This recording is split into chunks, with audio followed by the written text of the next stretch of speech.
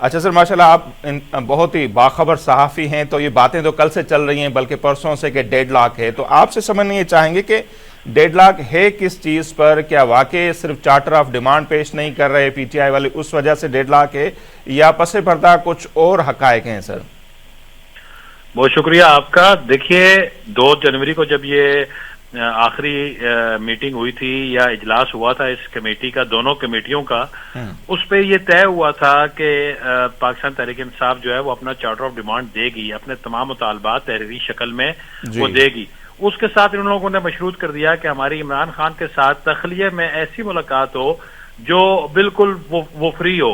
اب جیل میں تو جو ملاقات ہوتی ہے، جو ایس او پیز ہیں، اس سے پہلے بھی بہت ساری سیاسی شخصیات اور قدور شخصیات وہاں گئی ہیں، وہ تو جیل کی ملاقات تو ویسی ہی ہوتی ہے، لیکن درپردہ یہ ہے کہ ابھی تک انہوں نے اپنے بانی پی ٹی آئی کی رہائی کے آگے والی جو بات چیت ہے وہ تو ابھی تک شروع ہی نہیں ہوئی ہے۔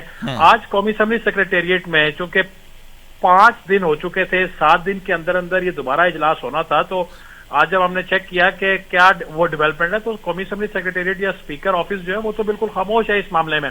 وہاں سے یہ ایک نئی چیز یہ آئی ہے کہ اب حکومت نے اپنے اتحادیوں کے ساتھ مل کے یہ مشاورت کی ہے کہ جب یہ چارٹر آف ڈیمانڈ آئے گا، اس کے بعد جو بھی ہمارا فیصلہ ہوگا اس چارٹر آف ڈیمانڈ کے بعد، وہ فیصلہ کرنے کے بعد ہم پی ٹی آئی کے ساتھ جو کمیٹی ہے اس کے ساتھ تحریری معاہدہ کریں گے، اور اس تحریری معاہدے کے بعد آگے بڑھا جائے گا۔ اور یہ تمام جو ڈیولپمنٹس ہیں، اتحادی جماعتوں کی جو کمیٹی ہے، وہ اس کے جو اراکین ہیں انہوں نے اپنے اپنے جو قائدین ہیں ان کو یہ بتا دیا اور ان سے ان ساری باتوں کی اپروول بھی لے لی ہے۔ صحیح۔ تو ستی صاحب یہ کہہ سکتے ہیں کہ ڈیلے جو ہو رہا ہے یہ پی ٹی آئی کی طرف سے ہو رہا ہے کہ انہوں نے اپنی ڈیمانڈ جو طے ہوا تھا اس کے تحت انہوں نے ریٹن میں پیش نہیں کی؟ دیکھیے اب اس میں کوئی ابہام تو نہیں ہے۔ پہلے تو وہ 2 سال یہ کہتے رہے ہیں کہ ہم نے ان سے بات ہی نہیں کرنی، بالکل۔ پھر جب ان کو پتا چلا کہ اب اور کہیں ہماری سنوائی نہیں ہے، بات چیت تو انہی سے کرنی پڑے گی، اب وہ آ کے ٹیبل پہ بیٹھے ہیں۔ پہلے ایک اجلاس ہوا اور اس میں بھی ان کو کیٹیگوریکلی یہ کہہ دیا گیا کہ بھائی جب بھی جرگہ ہوتا ہے، کوئی پنجائت ہوتی ہے یا وہ پریا ہوتی ہے، تو 2 فریقین بیٹھتے ہیں تو وہ بتاتے ہیں کہ میرا یہ مطالبہ ہے، دوسرے کا یہ مطالبہ ہے، تو آپ اپنے مطالبات ہیں، انہوں نے کہا جی بالکل ٹھیک ہے، ہمارے مطالبات ہیں، ہم آپ کو ریٹن لکھ کے دیں گے۔ اب جب دوسرا اجلاس تھا، وہ زبانی تو کہتے ہیں، میڈیا پہ گفتگو بھی کرتے ہیں، نجی محافل میں بھی کہتے ہیں، دوستوں کو بھی کہتے ہیں، لیکن یہ ریٹن کیوں نہیں لکھ کے دے رہے؟ اصل میں بات یہ ہے کہ ان کے پاس سوائے اپنے بانی کی رہائی کے علاوہ کسی اور چیز کا مینڈیٹ ہی نہیں ہے۔ اب دیکھیں نا، 9 مئی کے اسیران کی یا 26 نومبر کے اسیران کی رہائی کی جو وہ بات کرتے ہیں، تو وہ تو مذاکرات سے پہلے ہی وہ پروسیس شروع ہو چکا ہے۔ صحیح۔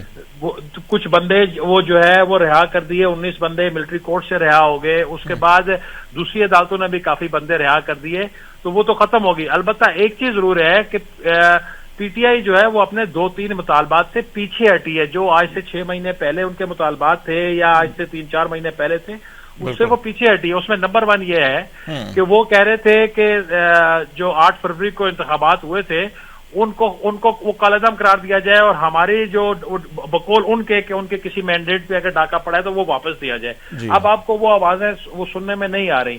پھر اس کے بعد ایک اور نیا مطالبہ ان کا آ گیا تھا کہ 26ویں آئینی ترمیم جو ہے اس کو ریورس کیا جائے۔ اب وہ اس کی بھی بات نہیں کر رہے۔ اب وہ جو ہے نا ملا جلا کے صرف ایک ہی ہے ان کا کہ کسی طریقے سے بانی کی رہائی کی بات ہو جائے، لیکن اس میں ہمیں دیکھنا تو کوئی بھی بندہ جو ہے وہ ٹیکنیکلی تو یہی دیکھے گا کہ رہائی جو ہے خواہ وہ بانی کی ہے یا کسی اور اسیر کی ہے، وہ عدالتوں کے بغیر ممکن ہی نہیں ہے۔ اس کا مینڈیٹ تو نہ کسی حکومت کے پاس ہے نہ کسی کمیٹی کے پاس ہے۔ صحیح۔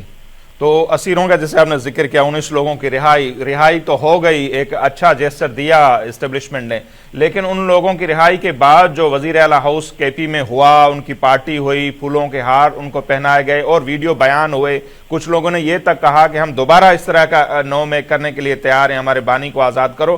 تو یہ کیا پی ٹی آئی نے جیسچر دینے کی کوشش کی؟ کچھ لوگوں کا کہنا ہے کہ ان کو یہ نہیں کرنا چاہیے تھا، اس سے اچھا پیغام نہیں گیا اسٹیبلشمنٹ کی جانب۔ آپ اس عمل کو کس طرح دیکھتے ہیں ستی صاحب؟ دیکھیے پہلی بات یہ ہے کہ یہ وہی جماعت ہے جو کہتی تھی کہ 9 مئی ہوا ہی نہیں ہے، یہ تو فالس فلیگ آپریشن ہے۔ جی بالکل۔ پھر جب لوگ گرفتار ہوئے تو انہوں نے کہا کہ یہ ہمارے لوگ ہیں ہی نہیں۔